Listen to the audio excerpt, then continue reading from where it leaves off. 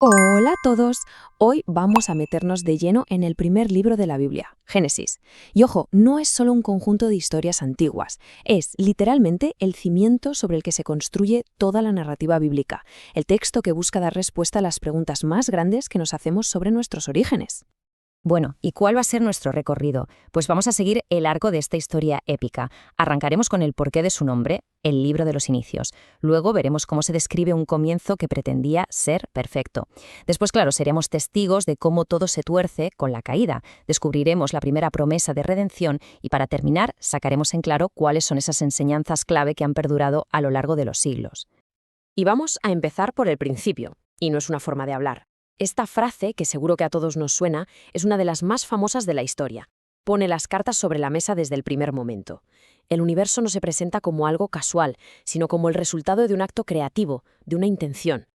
Y es que el propio nombre del libro ya nos da una pista enorme. Génesis significa origen, y le hace justicia al nombre, porque narra el comienzo de todo, del universo, de la humanidad, de la ruptura con Dios y, muy importante, del inicio de un plan para arreglarlo todo.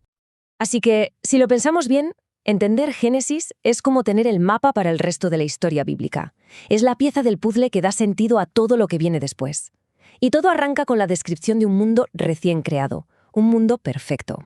La narración empieza con una imagen de orden, de propósito. Aquí no hay caos. Lo que se describe es un diseño meticuloso que se va desarrollando paso a paso y que tiene un punto culminante, la creación de la humanidad, que se sitúa en el centro de todo.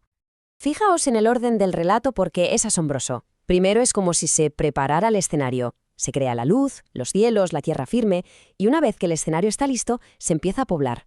Se llenan los cielos con el sol y la luna, los mares y el aire con peces y aves, y finalmente la tierra con animales y, como colofón, la humanidad. Es una progresión con mucho sentido. Y aquí llegamos a un punto que lo cambia todo. El texto dice que los seres humanos no son una criatura más del montón, son creados a imagen de Dios. Esta idea, que es radical, implica que tienen una dignidad especial, que pueden relacionarse con su creador y que tienen la responsabilidad de cuidar del mundo. Pero este comienzo tan idílico, como sabemos, se rompe. El capítulo 3 de Génesis es el gran punto de inflexión de la historia. Nos cuenta un acto de desobediencia que provoca un efecto dominó con unas consecuencias tremendas. El cambio es de 180 grados, un antes y un después clarísimo. Donde había comunión y cercanía con Dios, ahora hay separación. Donde había vida, entra la muerte. Y donde había un propósito claro, ahora aparece el sufrimiento. Según el Génesis, la caída lo fractura absolutamente todo. Y sin embargo, justo ahí, en medio del juicio y de las consecuencias, el texto introduce un pequeño rayo de esperanza. Se habla por primera vez de un plan de redención.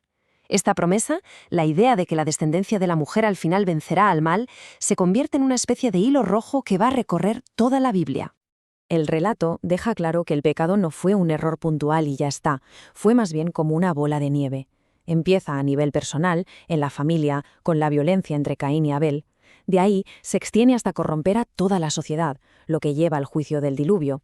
Y finalmente se manifiesta como un orgullo colectivo de toda la humanidad unida en la Torre de Babel. En este punto, la narrativa da un volantazo. Después del juicio y de la dispersión, podría parecer el fin, pero no, el plan sigue. Lo que hace Dios, según el relato, es elegir a un hombre, a Abraham, para empezar a tejer su plan de redención de una forma completamente nueva y muy concreta. Dios establece un pacto con Abraham que se sostiene sobre 3 promesas gigantescas: una tierra para él y los suyos, una descendencia tan numerosa que no se podría contar, y la más importante, que a través de su linaje serían bendecidas todas las naciones de la tierra. De repente, el plan adquiere un alcance universal. Y, por supuesto, esta promesa no es cosa de un día, es un legado que pasa de generación en generación, de Abraham a su hijo Isaac, luego a su nieto Jacob, y finalmente a los 12 hijos de Jacob, que como sabemos son el origen de las 12 tribus de Israel. Vale, y después de todo este viaje, ¿con qué nos quedamos? Porque Génesis no es solo una crónica de eventos, está lleno de ideas teológicas muy potentes, que dan forma a toda la visión bíblica del mundo. Si unimos todas las piezas, lo que emerge es una imagen muy clara. Tenemos, por un lado, a un Dios creador, que está al control de todo, por otro, a una humanidad hecha para vivir en comunión con Él. Esa relación se rompe por el pecado, lo cual trae consecuencias. Pero, y esto es fundamental, ahí no acaba la historia. El relato revela un Dios misericordioso, que a través de su providencia va guiando los acontecimientos hacia un plan de salvación. Y si hubiera que resumir toda esta teología en una sola frase, seguramente sería esta. Es lo que José les dice a sus hermanos, aquellos que lo vendieron como esclavo. La frase es brutal, porque reconoce el mal, el sufrimiento, pero a la vez afirma que Dios está por encima de todo eso y es capaz de usarlo para cumplir sus buenos propósitos. Y con esta reflexión cerramos. Génesis nos deja esta pregunta flotando en el aire. ¿Cómo puede ser que un relato escrito hace miles de años siga planteando las grandes cuestiones de hoy? El propósito de la vida, el problema del mal, la necesidad de esperanza, temas que milenios después siguen muy, pero que muy vigentes.